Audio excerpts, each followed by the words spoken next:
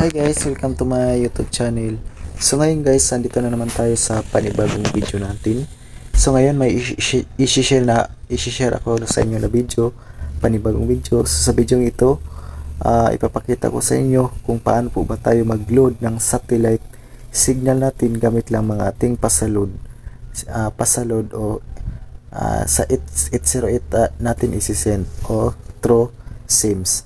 Pero ang kailangan guys na mayroon pong load balance yung mga SIM card niyo na at least 99 pesos for 1 month o at least 299 kayo na po bala at basta mayroon pong balance yung SIM niyo, may load po yun. So ang gagawin natin guys, i-click natin ito kasi dyan tayo mag-send ng load ng satellite natin. I-click yan, tapos i-click niyo ang start chat. Yan, start chat. Tapos dito i-click niyo ang 808, tapos click yon. Tapos i-click niyo dito guys ang kailangan guys big letter po, pasalod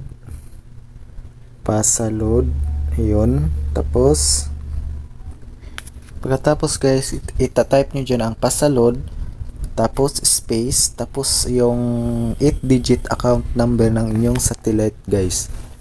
8-digit po yan guys. I-click nyo dyan, i-type nyo dyan. Sa akin is yun. Ito po yun sa akin. 2468. Tapos i-click, tapos space.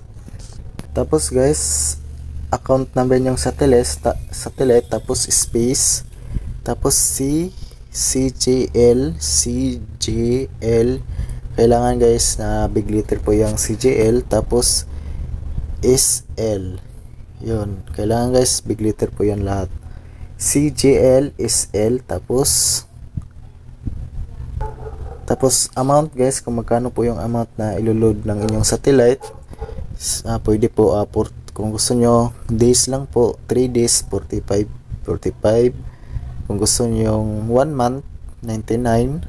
Kung gusto nyo 1 month na maraming channel makukuha, pwedeng 299. Yun. Pero kung gusto niyo 99 pesos, i-click nyo 99. Yan. Marami pong pagpilian kung magkano po yung amount na iloload niyo ng inyong satellite signal. Ayun guys. Pagkatapos guys, kung na-type na nyo ang kung magkano po iloload niyo, i-double check na nyo, pasalod, space, account number ng inyong satellite na 8-digit, space, CJL, SL, 99. Kailangan guys, big letter po yan. Tapos amount na 99. Yun. Pagkatapos guys, i-click nyo ang send o SIMs. Yun. At dito nagtitext po agad yung 808. Ito po yung text niya. January 8, 15 alas 3:34 has transferred load 99 to 71655 for you. Ito po yung account number ng ating satellite. Please check the signal account after 5 minutes. So please check the signal account. So maghintay lang tayo ng 5 minutes na i-check. Yes, yun lang po ang gagawin nyo guys kung paano po pasalod ng ating satellite signal gamit lamang ang pasalod na 808 gamit ang ating SIMs o SIM card na Intex o kahit Globe.